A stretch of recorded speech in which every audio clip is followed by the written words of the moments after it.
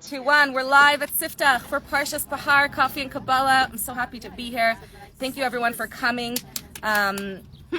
Today's class is sponsored by a dear friend, Tzivia Baim, in memory Lile Nishmas, her brother Chaim Kisnet, whose full name is Chaim Natan ben Moshe Pinchas Kayin. Today's class just brings so much comfort to his neshama and to all those who love him. Okay, so Parshat Behar. I like to talk about the name of the parsha, and the main content of this week's parsha. The parsha begins Vaydaber, and your first source Vaydaber Hashem al Moshe Behar Sinai Lemar. Right? Hashem spoke to Moshe at Har Sinai, saying Daber el Bnei Yisrael. That's why the parsha is called Behar, right? Because he spoke to him Behar Sinai at Har Sinai. Har referring to the mountain of Sinai. Daber el Bnei Yisrael, speak to the Jewish people. Marta leim ki savayu ala aretz. When you enter the land of Israel, right, and the man stops flowing, and you begin to have to work for your food and plant your own food, you have to have a Shabbos for the land, just like you have a Shabbos for your own work. The land needs a Shabbos as well. And here introduces the laws of Shemitah, and the parsha speaks extensively about the laws of Shemitah. That every 7 years, we stop working the land and we give the land a chance to rest, because land needs to rest as well. The earth needs a chance to replenish its resources. And it's interesting that also that every 7 years the slaves would go free. A slave could only be a slave for 7 years. And then it says, and every 7 Shemitah cycles, we have another rest year. Every 7 Shemitah cycles, we have a 50th year called the Yovel year, where not only does the land rest, but also everything that was ever acquired returns to its original owner. Any property, any house that was ever bought by somebody would be returned to its owner, which actually affects how they used to sell houses then. They would sell houses with the value of how many years left there was to Yovel. So if there's a house that's bought with 49 years left to Yovel, right, you'd pay a lot more because you have 49 years to live in this house. But if the house only has 3 years left to Yovel, you're only going to pay that value of that house because it has to return to its owner, or the property, or the field, so how much you would get out of it. All slaves would also anyone would have to return to their original owner in Yovel as well. Anyone who was acquired would return to their homes as well. There's also a mitzvah, it said in this week's parsha, that anyone who had to sell themselves as a slave because of poverty, there's a mitzvah for their family to redeem them, to buy them back, and a mitzvah for everyone else to help them so that they can redeem themselves. And there's a mitzvah not to be a slave, and also a mitzvah to help people to buy back their property and their home and their land, and what was given to them, rightfully them. So it takes up a big part of this week's parsha. So we're going to tie it all in. It's very interesting that the parsha, almost all of the Jewish the Yom Tovim mentioned, actually in Parshas Emor, right? 2 weeks ago, last week, are connected to the earth, and it teaches us so much about our connection, the Jewish people's and human beings' connection to the earth, that the Yom Tovim revolve around our connection to the earth. Pesach is called Chaviv, the time of spring, it all had to do with how we harvest the earth and how we tell, right? And Sukkot is Chag HaKatzir, right? And Shemitah, this mitzvah connected to the earth. So it really teaches us, so what is our essential connection to the earth? There's a beautiful tefillah that we say in Musaf on Shabbos that says, V'sham na'ala, we ask Hashem, here outside, right? V'sham na'ala l'artzeinu, that he should, V'tachsirenu, V'sham na'ala l'artzeinu, that Hashem should return us to our land. V'tita'enu, v'gulenu. What does v'sita mean? To plant. That Hashem should plant us in our borders. What do you mean to plant us? Return us to our borders, right? We're not plants. Why are we planting ourselves? And there's a big similarity between planting a seed and the neshama and our soul being planted in this earth. And human beings need to be planted, not just in our bodies, but actually in the earth as well. Because our connection to ourselves and to our bodies and to our spirituality and to our core selves is actually through the earth as well. And that's why we feel so much more connected to ourselves when we're connected to the earth, when we're connected to the elements of the earth, when we're feeling the grass and the beneath our feet, the sand beneath our feet, when we're in the water. We feel so much more connected to ourselves because we're connected to the earth, which is so connected to who we are. And to the mitzvahs and to the Yom Tovim and to the cycles of spirituality, and they're so connected. And that's why there's so much emphasis on appreciating and looking at and spirituality and looking at the creations of Hashem. And that's really who Chaim was, right? And experience that spirituality, that we really do experience true connection to Hashem and to our neshama through being connected to the earth, plants, through planting, and through feeling our connection to the land. That's what V'sita'enu bigvulenu is. And just what's the similarity? That we learn that a neshama also has to be planted in this world. That like a seed is planted in the ground. For the seed, the seed goes through something extraordinary. That the seed is just something tiny, and through this tiny seed, it goes through this disintegration process where it completely disintegrates. It's called germination, not germination. And then it produces extraordinary fruit and trees that are not even comparable to the power or that size of the seed from the koach of the earth, right? And similarly, our neshama, it's a tiny piece of godliness, right? And we and it's planted in our body in this world, and we go through this germination process, these challenges, and through those challenges that we sometimes fight and say, why are we giving me these challenges? But when we really are in tune, we realize that these challenges are ourselves, kind of like disintegrating or in order to produce something extraordinary, to reach that through these disintegration process, reach extraordinary places. So we have so much of a connection to being rooted, and we all need to be rooted in ourselves and rooted in our land, rooted in our place, right? There's such a priority, and especially in Olim here, feeling a sense of being planted. We want to feel like we have our roots, and we build our roots, right? And it's such a huge part of life. In order to thrive and survive and to grow and to be connected to anything higher, we really need to have we find our rooting, right? When we move somewhere new, we plant our roots, we create friendships, we create relationships, we find places that we connect to, right? We really find our footing and our rooting, and we plant these seeds. So we have a lot to do with planting, and that's why Shemitah is a story not just about the land, it's also a story about ourselves, and it's also a lesson for ourselves. So this week's Parsha discusses Shemitah, and we're going to connect that to the name of the Parsha. So let's go to the name of the Parsha, Behar, right? A mountain, right? Why is the name of the Parsha called on a mountain when it mostly discusses Shemitah and Yovel? What's that connection? And more than that, what is Har telling us? We learned that the Torah was given on Har Sinai, and as a young child, we have a song that we used to sing, right? I am a mountain so very, is this just like me, right? I'm so very high, I'm a mountain so very wide, right? And all the mountains said, the Torah should be given on me because I was white. They were all arrogant, they're all great, but little Har Sinai was so small, so the Torah, Hashem said, I'm choosing you to get the Torah, and there's actually a medrash that teaches this, based on a pasuk in Tehillim that says, Harim Gavnunim, Lama Tiratzdu Harim Gavnunim. Why are you running askance and being being arrogant, all of you great mountains? And the Medrash says that's why Hashem chose Har Sinai, for its humility. So the question remains now about Har Sinai. We're going to take a detour now and talk about Har and Sinai. That if the Torah was given on Har Sinai for its humility, to teach us the lesson of humility and the importance of humility, why was the Torah given on a mountain at all? A mountain represents pride and arrogance and greatness. Why not give it on a valley, right? That would be the most humble. A valley, someone who feels so low, so nothing. And if not a valley, at least give it on a plain where everyone is equal, right? On a plain where everything is flat, on a mesa or Mecca, I don't remember which, Mesa, right? Why give it on a mountain at all? And why name the Parsha Behar, which denotes arrogance? And what's the connection between Shemitah, actually, with the word, with Har Sinai? So we learn, the Gemara discusses actually the dangers of arrogance. So I brought you some sources. I'm just going to read it. The Gemara goes very clearly saying the dangers of arrogance, and it says, Rav Nachman Bar Yitzchak said in the third source, even a Torah scholar shouldn't have any arrogance or any part of arrogance, not even an eighth of arrogance. And he says, Te'evas Hashem, he brings from Mishlei, Te'evas Hashem kol gvalev. Anyone who has any pride is an abomination to Hashem, from Mishlei. Right, then we have in Saita, the page before that, sorry, that was supposed to be brought after. The page before, there's a discussion between the sages and the Gemara that discussed if you should have any arrogance at all. So they abhor arrogance, but then Reb Chia Bar Ashi says that Rav says that even though arrogance is so bad, Talmid Chacham tzarich sheyeh by echad mishmayna b'shminis, needs to have an eighth of arrogance.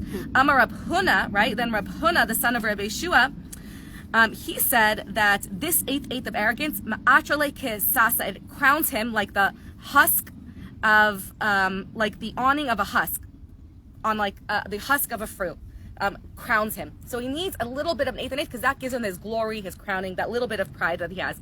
Then Rava disagreed with them, and he said that a Torah scholar who has any arrogance, and who has arrogance, should be put in cherem, should be excommunicated. But then he says that someone who doesn't have any arrogance at all should also be put in cherem. So it seems to be the consensus is that arrogance is abhorred, but a tiny bit of arrogance is necessary, right? A tiny smidge of pride is necessary. Here was the Midrash. The Medrash Megillah was the Midrash of Lama Tiratzdu Harim Gavnunin. Why do you act haughty, O high big mountain? That's the Medrash where it brings down about Har Sinai to speak about the humility. So what is the dangers? What is this? How do we resolve this conflict. Is arrogance supposed to be bad completely? So we resolve it by understanding that there has to be we actually understand this from Moshe Rabbeinu. So we resolve the conflict of should there be no arrogance at all, or should there be a tiny iota of arrogance, of pride, and how do we resolve the two of arrogance is bad? And we actually had this discussion on Pesach about matzah, right? We said we're getting rid of chametz, of every ounce of chametz, which represents growth and haughtiness like a mountain, right? Yeast with that self-pride, that inflation. So why are we having chametz all year long, right? If chametz is so bad, why do we not, abstain from chametz all year long, right? If chametz is bad. So we learned that we need to have chametz in our lives. We need an element of arrogance. Why? And we learned this from Moshe Rabbeinu. That Moshe Rabbeinu, it says he was Moshe Rabbeinu Anav al pnei kol haaretz, Ana mikol Adam. He was the humblest man on the face of where this is written in the Torah by Moshe Rabbeinu himself, right? So we have, on the one hand, Moshe being the greatest leader. So first of all, we say, was Moshe blind to his greatness? It says there is nobody as great as Moshe in the history of the face of earth. No one who had the qualities like Moshe. It says, goes on and on about the greatness of Moshe. There was no leader as great as Moshe. There was no Navi as great as Moshe. Was he lying? Did he not realize how great he was? And also, if he's writing all those great things about himself, he must know that he's great. And how is he writing about himself on the most humble man on the face of earth and still remain so humble, right? So we actually learned how to resolve this idea of pride and arrogance through Moshe Rabbeinu, that how was he able to be so humble and so great at the same time? That Moshe knew his greatness. He knew that Hashem chose him to be the greatest leader, and he was aware of all of the greatness that Hashem gave him. But in humility was knowing that none of it was his own achievement. It was all Hashem's gift to him. And his greatness made him even more humble. The greatness that Hashem gave him made him so humble that he said to himself, none of this is me. All of this is from Hashem. And if Hashem would have given it to my brother Aaron or to anyone else in the world, they would have done a way better job at leading the Jewish people. Don't pick me. Don't give me all this greatness. I'm not the right person for it. So he knew all the greatness. He knew that he was chosen. He knew that he was a Navi. He knew that he was a leader, and he knew everything. But at the same time, he was able to be the most humble person by knowing that all of his gifts were from Hashem. And that is how we need to retain a sense of pride and accomplishment, because if somebody is completely a valley or a plain, he'll never be able to be a Talmud. I says, how would he be a Talmud Chacham? How will he inspire others? If he doesn't believe in himself, why would anyone else believe in him? If he doesn't even have any faith in himself, if he doesn't feel himself to be great and to be truth and to be confident and to have that self-pride, he needs to know and be confident in himself and to know his greatness for anyone else to listen to him, for him to have any effect, for him to believe in himself, for him to have overcome challenges and difficulties in life. He needs to have a mountain. You need to be a mountain. And Har Sinai is the ultimate beautiful. The word Har Sinai itself teaches us that we have to have both at the same time, all the time, that we're always juggling these two things in one pocket. We're juggling feeling worthy and feeling chosen and feeling like Hashem chose us, just like Hashem chose Har Sinai. He chose us. He offered all the nations, and we chose to take on this responsibility and this gift of the Torah of this, not burden. Sorry, I totally messed up there, because actually what I'm trying to learn today is the opposite, is that we took this beautiful task of elevating all of creation, right? And we were chosen for this. So we are special, and we should feel proud of what we do, and we should feel proud of our accomplishments. And at the same time, we're Sinai completely, because we know that everything that we've accomplished and all of our successes are completely not us, and they're completely Hashem. That it has nothing to do with me, because I know that somebody who's way more talented than me, right, can take my talents and do better. And I know that people have put in the same effort as me and succeeded less, and people put in the same effort and can succeeded more.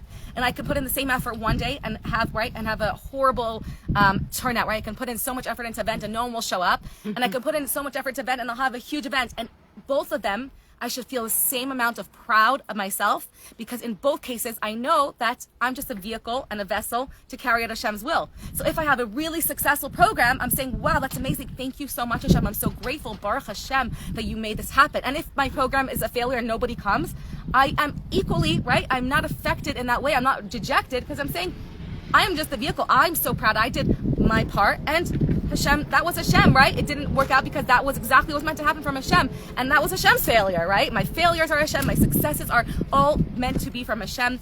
And I'm the channel through that. And that humility is saying, wow, like I did amazing. I should be proud of, I should feel proud and proud and humble and grateful. And the more we recognize our successes from Hashem, the more humble we become. And the more humble we are, and the more we accept everything Hashem has given us, it also helps us be more of a har.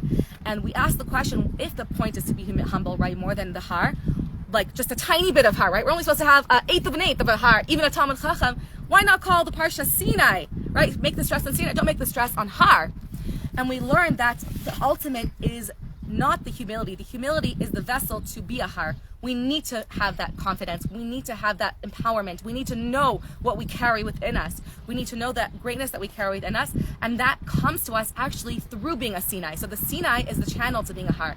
Because when our confidence in our greatness, if someone is extremely successful because of my own successes, it's not stable, it's not consistent. Because the second someone comes along who's greater than you, who does better than you, right? You feel small again. You're not a har anymore. You feel threatened. You feel small. You feel smaller because someone is doing greater than you. But when you wake up and you know that Hashem is giving you this greatness, so when someone comes along who's greater than you, who's doing better, you're not threatened that they're going to take your job or take your parnasa, right? Because they're opening a store next to yours, or they're greater than you, or they're teaching a Torah class like you are.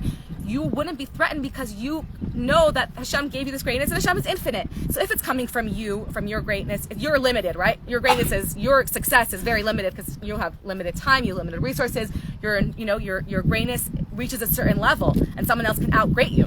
But Hashem, in Hashem's greatness, giving you all that kochos, you just know that Hashem is an infinite supply of greatness, and Hashem's greatness never ends, and Hashem's supply of life for you. So that confidence and that feeling of a mountain never wavers if it's coming from that humility and knowing that it's not even me anyways, that it's from Hashem. So your confidence in yourself and being a constant, stable har. So the ultimate is that we are a bahar. We are a stable, constant feeling of greatness and feeling of lucky and feeling, not really, I don't like the word lucky, fortunate, and humbled by this greatness that Hashem gave us. Because lucky just says chance, but it's not luck. It's intentional that Hashem gave me this. And also, for me at least, on a personal level, a lot of times I feel undeserving of what Hashem has given me. Of the people are suffering so much, and I feel guilty. We feel a lot of guilt for sometimes. At least I do. I don't know if anyone else relates to the guilt of having things good when other people are suffering so much.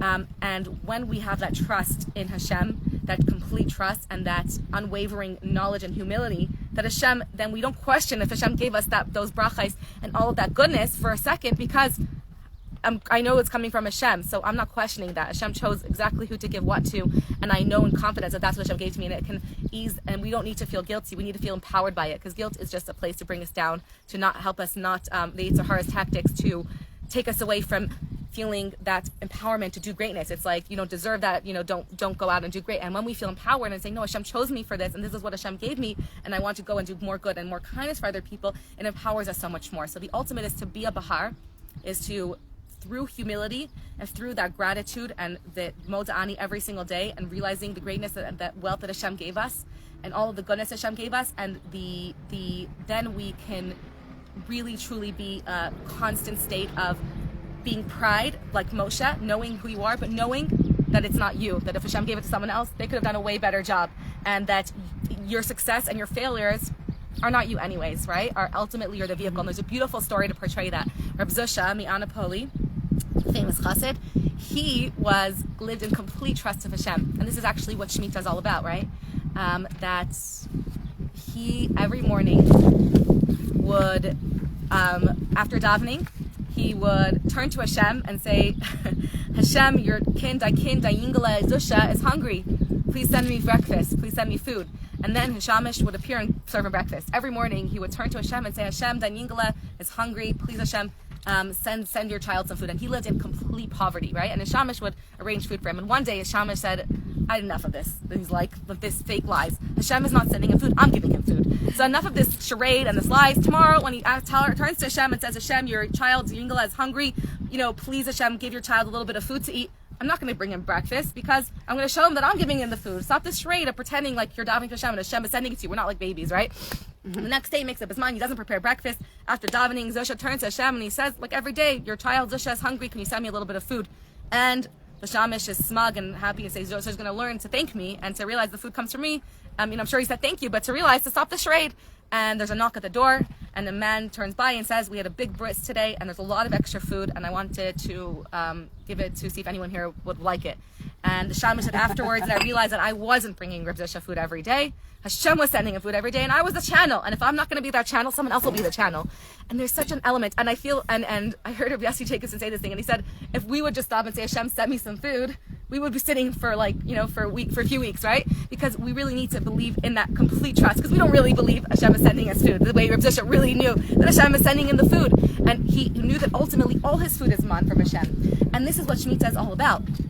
But what we can do, just going back, is we don't sit down and say, Hashem, send me food. But what we can do, because the next stage of not having a trust is doing what Hashem told us to do, which is to make a conduit, a vessel for the channel from Hashem to come through. So we go to work, which Hashem told us to do. And Hashem said, Kisavayol Aretz, right? And you enter the land, and you work the land for 6 years. On the 7th year, you have to make a Shemitah. Hashem should have said on the 7th year rest. But Yizavka said, for 6 years, you must work the land. Because Hashem wants us to make that vessel, make that conduit, and to engage with the world, and to that way be the vehicles for elevating all of creation and back to its source. I just heard something so beautifully taught that halacha, I said it was a burden. I can't believe I said that. But halacha is actually an acronym for Hariu Lashem Kol Aretz.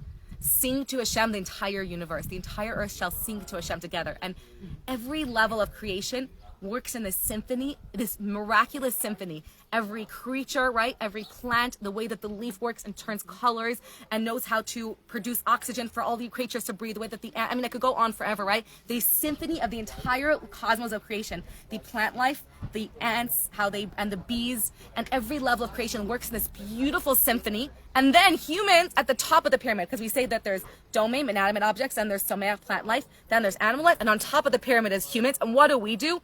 Everyone else just naturally knows from when they're born exactly what to do. Salmon knows exactly where to swim upstream. They all work in unison. Birds work in unison. Ants work in unison. And humans, we're just saying, what am I doing with my life? What am I supposed to do here in this world? All day we're like saying, what am I doing? What should I do with my life? Do I really want to do this in my life? And we don't work in symphony. And why is it that? Are we the lowest of creation? But we learn Hariu Hashem Kol Aretz, that the whole world is programmed to do this beautiful design of working the world. And then we take all of that, and we are the only ones who actually have a choice, where Hashem gives us the choice to decide if we're going to be partners in creation.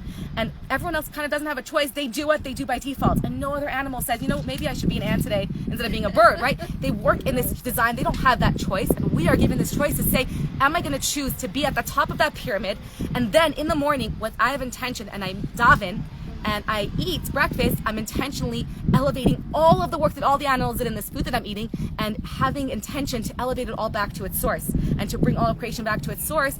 Or am I just going to eat and then mess up the whole cosmos of creation, right? Halacha is when we follow halacha and we act in that, and we choose to act and to eat and to be involved with the world in accordance with Hashem's design. We're continuing the symphony. So halacha is completing that symphony of creation. Kol Haaretz is singing to Hashem, and we're continuing that and bringing all of that song back up to Hashem by using it as intended, by making that choice. But only when we make that choice can we do that. And when we don't keep halacha, we're kind of like, this symphony is left, just suddenly stopped, right? It's like being in this beautiful orchestra, and then suddenly, like mid-tune, it just stops, and you're just left hanging.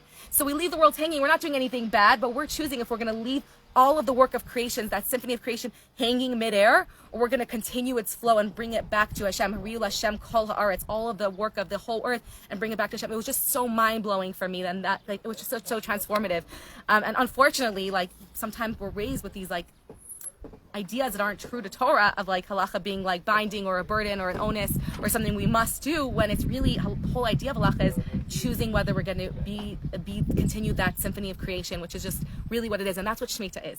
So when we come to Shemitah, Hashem says, you're entering the land of Israel, and I want you to work the earth, and I want you to make a vessel and a conduit and a channel for Hashem's bracha, because when you work the land, you're saying, when we have the man, right, we're not making a vessel, we're just receiving it. And then where's our part in that? And Hashem's saying, I want you to be a partner in creation. I want you to create a vessel and to create a channel and work the land like we do. And through that channel, I'll give you bracha, right?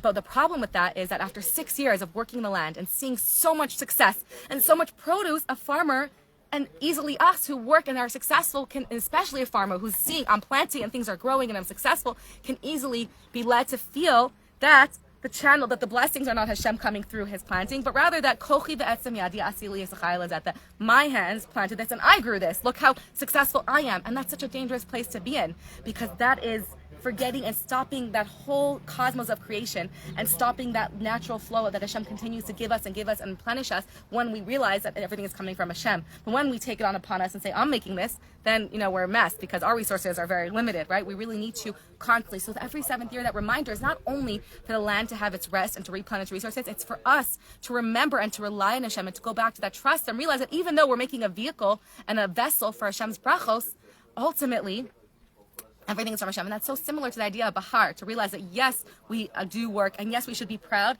but ultimately to know that my planting is not my work. I can also plant tons of great seed and nothing will grow, right? If nothing rains, if Hashem makes no bracha for whatever reason, and it's all Hashem. And that's that remembrance that everything really comes from Hashem, even though we don't see it like man, it's hidden in that way for us to do the work and to constantly connect to that idea and to reattune ourselves back into that symphony of creation. So that's what Shemitah is all about, remembering that trust. And it's such an amazing counterintuitive mitzvah that the land, and we're meant to trust Hashem completely. Now we have, like, in those days, up until recently, there was no import export, right? When they didn't work the land, it wasn't like there's another farmer working. They were starving, and there was actually times of famine in Russia where there were, like, the farmers were killed because they went against Stalin's or Lenin's, I don't remember who it was, and thousands and thousands and tens of thousands of people starved to death because the farmers were killed, and if there's no farmers working the land, everyone is dying of starvation. So famine and starvation are real. Now, right, if there's Shemitah, we have other resources. But then they literally had to completely not work the land at all, and somehow know that for 3 years, right, that for the entire 7th year when they're not planting, that Hashem says, "V'chi time run," you're going to say, "Ma naicha." What are we going to eat? B'shana shvias, and you should know, "V'nasati birchasi," and I'm going to give my bracha, "V'tzivisias birchasi," and I'm going to command my blessing on the 6th year, that the 6th year will produce enough produce for the 6th year, to eat for that 6th year, and then for the 7th year, and for the 8th year, because you didn't plant in the 7th year, so until all the planting of the 8th year produces itself. So for 3 years, you're living off the produce of the 6th year, which is so counterintuitive, because the 6th year, the land is at its weakest, because it's been worked for 6 years, then hasn't had any time to rest, so it's producing the least, right? The year after Shemitah, the 8th year, the land is producing the most because it's rested and it's growing from new and it's not drained of its resources. So we're expecting counterintuitively to trust completely, not lift a finger, and know that somehow miraculously there'll be enough grain in the 6th weakest year to last me for 3 years. And that's what Hashem is telling us, that ultimately all of your food, even when you do plant it, comes from me. And I'm reminding you that by saying that the same way that it always comes straight from Hashem, and you're just creating a vessel so that you're a partner in creation, it's still coming from me in this year. And that's that lesson in complete trust in Hashem that we're asked to let go completely. And to give over that trust in our lives. And that's the same thing we're instructed to do with our humility and with our kochos as well. And this is also actually what the mitzvah of Yovel is about as well. There's 2 approaches to Yovel from 2 different opinions that are the opposites. The Chinuch, who is an anonymous 13th century commentary, and the Ralbag. So the Chinuch says that what is the idea of Yovel? Yovel is the same thing. All property returns to remind us, to return to its original owner about it, because Hashem wants to remind us that nothing truly belongs to us. That ultimately, we can't fully sell a property because it never belonged to us. All the land belongs to Hashem, right? All of the homes belong to Hashem, and it's given to us, right, to take care of, but it doesn't belong to us to sell completely, and it's a reminder that everything in our life, and it helps us connect to the essence, that everything in this world belongs to Hashem. And so it's a lesson that everything is controlled by Hashem.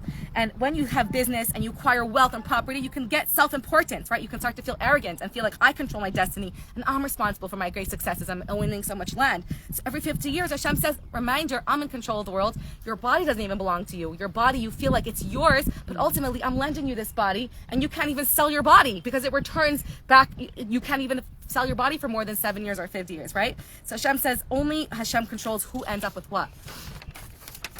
So the Yovel, he says, is a lesson in humility to remind us how small we are, to remind us how senile we are, how humble we are, how little power and influence we have over our destiny, and that Hashem runs the world and only Hashem decides who gets what. And the Ralbag, Rav Levi ben Gershon, approaches Yovel from like the other side, of the other angle, a completely different angle. And he says that usually a person who has to sell himself as a slave or sell his property is someone who was so poor and destitute. And someone who's so poor and destitute and had to sell his own home, right? We know what it's like to live without a home and to feel, right? Some of us know what it's like to not know where you're going to live or not know where you're going to have a home. And it's such a feeling of helplessness. And someone who has to sell himself, imagine someone has no funds to feed his family. He has to sell himself into slavery. He'll feel like he has nothing left to live for and loses all hope of being successful ever again. And he can spiral and feel so hopeless. And to prevent this, Hashem introduced the Yovel for the opposite reason. Not to make him feel smaller, but to feel that even if someone feels so low that he has to sell his home, his only right home, which makes you feel like you're a person, right? Without a home, it says a person doesn't feel like a person. He doesn't have a home to return to. That he shouldn't despair, and he should know that ultimately that it's not forever. That come the end of Yovel, whatever many years it will be, his home will be returned to him. He'll regain his freedom. He'll be his own person again, and it gives him that hope to look forward to and to a reason to look for a better future. It'll give him that confidence and that hope that this is just temporary. So the Yovel, from his perspective, from Rabak's perspective, is not a lesson in humility. It's a lesson in pride to make you remain strong and hopeful, and to know that my body is not for someone else to own. My home is not for someone else to own, and to know that things will turn around again. So it's a lesson in lifting up your spirits and not in making you feel smaller, right?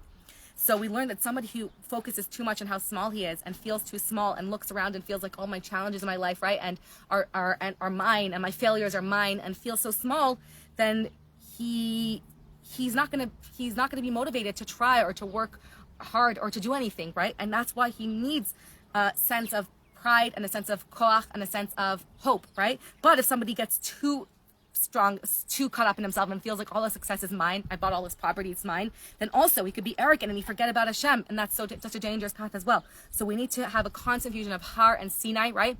Of Yovel, of that knowing that ultimately everything is from Hashem, all of my successes, all of my failures,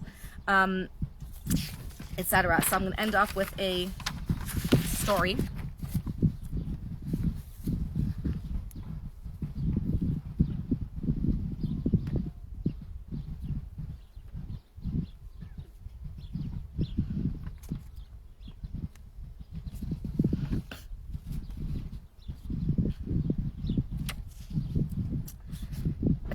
I heard a beautiful teaching from Yitzi Horowitz, who is a Chabad Shliach who was diagnosed with ALS at least a dozen years ago, if not more.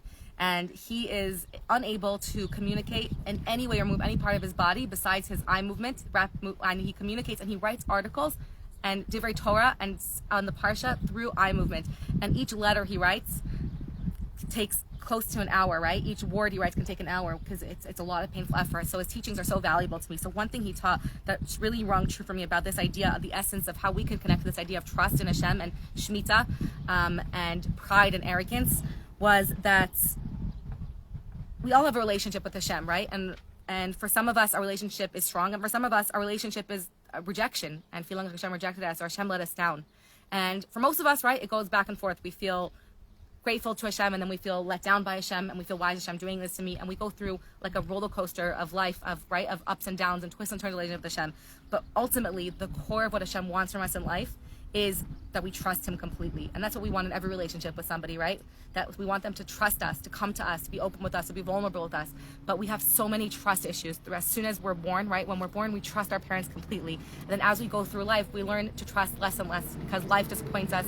People that we trust that disappoint us, people let us down, people that we really put all of our vulnerability in, they can break our trust in so many ways. We really have trust issues. And our trust issues with Hashem, also, we learn to lose trust in Hashem and to take things onto ourselves and say, I can't trust Hashem to take care of this for me. I need to take care of this myself. It's me that's going to have to do this. And we really go through this. Our struggles with Hashem are a lot about our trust and our faith in Hashem. And Hashem, all He wants is for us to let go and say, I'm taking care of you. I'm carrying you. No need to take this upon yourself, right? I'm driving the wagon. You don't have to hold your bag on your lap. You can set it down. I'm carrying you through life as well. And the more with Hashem, with other people, sometimes the more we trust them, we build a closeness, and we realize that the more we feel safe and the more we open up, the bigger the safety and trust. And sometimes with people, when we open up and trust, we learn never to trust another person again, right? And we learn that our trust can be broken. But with Hashem, the more we trust, the greater our trust grows, because Hashem is the trustworthy one. Hashem is the one who carries us no matter what. So we learn, the more we lean into trust and the more that we let go and we release that power to Hashem and recognize that we're really just making a vehicle and a conduit, and ultimately Hashem is carrying all of it, the more the trust grows and deepens our connection. And that's what Shemitah is telling us, to deepen our connection to Hashem. And even though we're not the ones letting go of the land, and we're thankful that we can go to a store and buy everything that we need, almost, sometimes, besides cucumbers. No, I'm saying so even though we don't feel Shemitah in that way, what we're meant to do in Shemitah is remember that ultimately it's this time to completely let go of all the things that we hold on to, all of our trust issues with Hashem, and know that Hashem is the only one, really, from every trust issue that we have. Hashem is the only one that we can really truly trust completely, that Hashem has our best interest in mind. That Hashem wants only happiness and health and kindness and goodness for every one of us in this world, and that if we're experiencing a challenge, it is really only to bring us a greater sense of goodness and growth in our life. And never does Hashem do anything bad for somebody for a reason other than his own good and his own benefit. And when we can really trust in that, trust with Hashem, that's what we're meant to grow in this year of Shemitah. So, do I want to end up with a story? I'll end up with a joke. So we all know this famous joke about the guy who's telling, after many years of fighting with his wife and arguing about everything, he tells his friend, we finally reached the perfect agreement. I decide all the big issues, he says triumphantly, and she decides all the little things. He says, I decide about world peace, who should be the president, economy, national politics, that's all my department. And she's in charge of the little things, the family budget, the kids' education, and all the other everyday things. So sometimes we have this relationship with Hashem. We start to think about Hashem on similar lines, right? We decide that Hashem runs all the big things in life, but we decide all the minute-to-minute, day-to-day things in our lives, and we take that upon ourselves. But the big issues, the purpose of creation, the meaning of life, Hashem decided that, right? And we really need to lean into knowing that even the tiniest details in our lives, right? The tiniest things are orchestrated by Hashem, and we can really learn to let go and lean into that trust. And L'chaim. May we all just deepen our trust in Hashem and find and feel that goodness. And we learn that the more that we trust in Hashem, the more Hashem takes the reins and gives us that goodness. And when Hashem sees that we're running and we're taking control of our lives, Hashem says, okay, you're taking care of it. You know, why do I need to get involved? You're clearly running your own life and making all the decisions, right? But and thinking that you're holding it. So why do I need to carry this for you? But when we really can truly let go and say, listen, Hashem, you're finding me a house to live in, right? You're finding that for me. I'm making vehicles. I'm doing my part. But ultimately, Hashem, it's you. Then Hashem says, okay, I got to get to work and work on this. So let's deepen our trust in Hashem and have so many vessels and conduits of channels of brachais. Amen. Oh, hi, Patty, and hi, everyone who's watching live or watching the recording. Thank you so much for joining. Appreciate all messages and comments of support. Thank you.